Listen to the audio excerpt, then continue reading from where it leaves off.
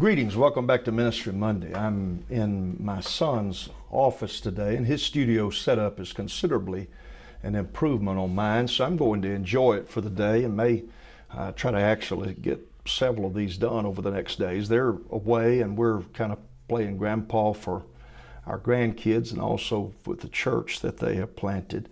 I want to talk with you about your estate plan. And immediately some of you are going to say, well, no, that's quite a reach for Ministry Monday. But I'm not talking about what you're going to do with your money or what you're going to do with your land or possessions.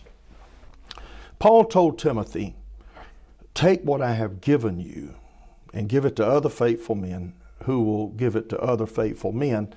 And as I understand the Greek text, it meant that there was to be an ongoing transition of this information generationally.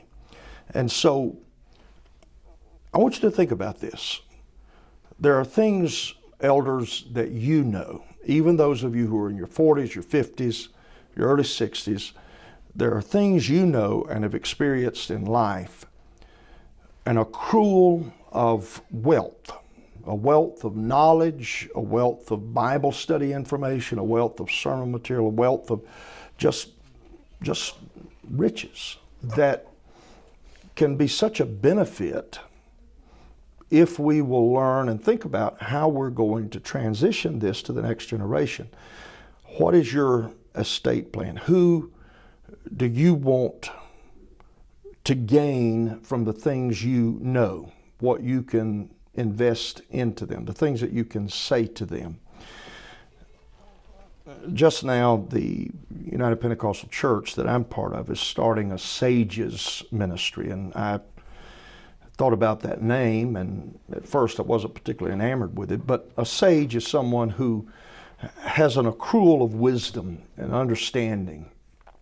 Through the period of time, it gains. And reality is that none of us come to wisdom suddenly. Wisdom is an accrual. It is interest gained on yesterday's mistakes, and as time goes by, we build on all of those mistakes, all of those challenges, and then the things that we do get right.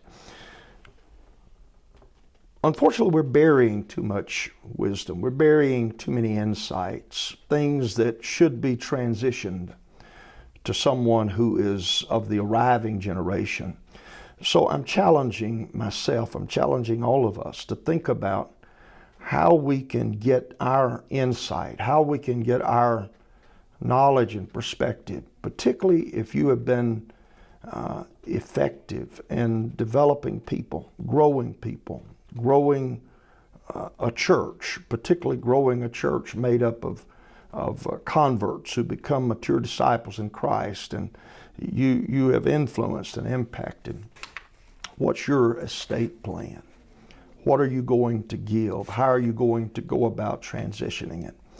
And one of the things that we all have to realize is that it's never too early to make the will. It's never too early to engage in the process of this transition. And so for my friends, peers, and even those who are younger, the estate plan, who will you invest in?